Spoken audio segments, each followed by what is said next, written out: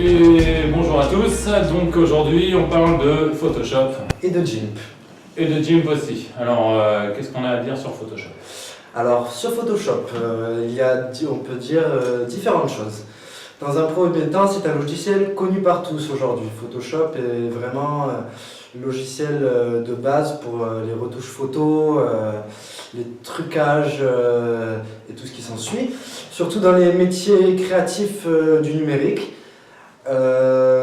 Photoshop est un logiciel qu'on peut trouver différents plugins qu'on peut installer sur cette suite d'Adobe, gratuits, qui permettent de faire des trucages époustouflants.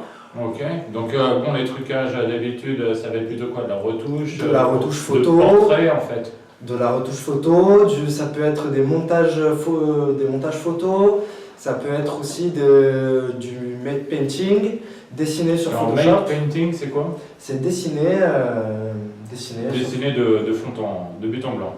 Photoshop est un logiciel qui est très complexe et qui n'est pas si simple que ça pour tout débutant de le pratiquer. Ouais, c'est l'interface. Hein, L'interface est assez complexe. C'est un peu le problème qu'on retrouve dans toute la suite Adobe. Voilà, c'est ça. C'est très complet, mais en même temps, pas facile d'approche. Tout à fait. Après, cependant, aujourd'hui, nous pouvons trouver d'énormes tutos sur le net pour pouvoir apprendre à manipuler ces logiciels. Donc Photoshop et GIMP aussi, hein, Photoshop, des tutoriels pour les deux.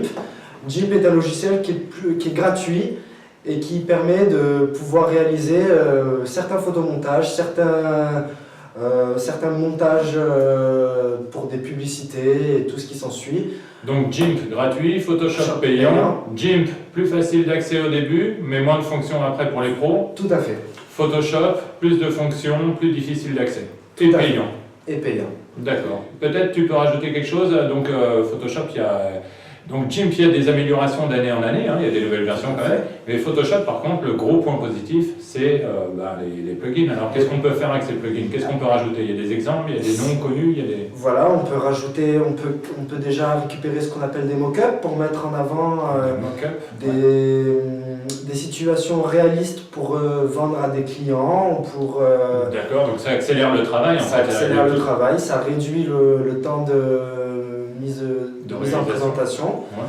Ensuite, il y a ce qu'on appelle aussi des brushes qui nous permettent de faire différents aspects artistiques et graphiques sur n'importe quel support qu'on retrouve gratuitement sur le net.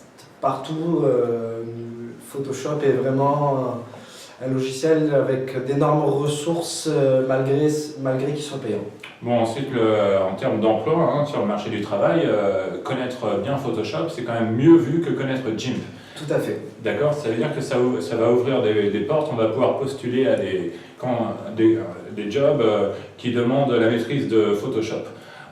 À l'heure actuelle, je dirais pour un entrepreneur qui regarde son budget, qui a besoin tout de suite de réaliser des logos, des plaquettes pour ses clients ou pour lui-même, GIMP est une meilleure solution. Pour celui qui cherche à déposer sa candidature sur le marché du travail, une bonne maîtrise de Photoshop sera plutôt un avantage. Tout à fait. D'accord. Voilà. Ok, super. Merci. Merci nos chers internautes et à très bientôt. Ok, merci à tous, au revoir.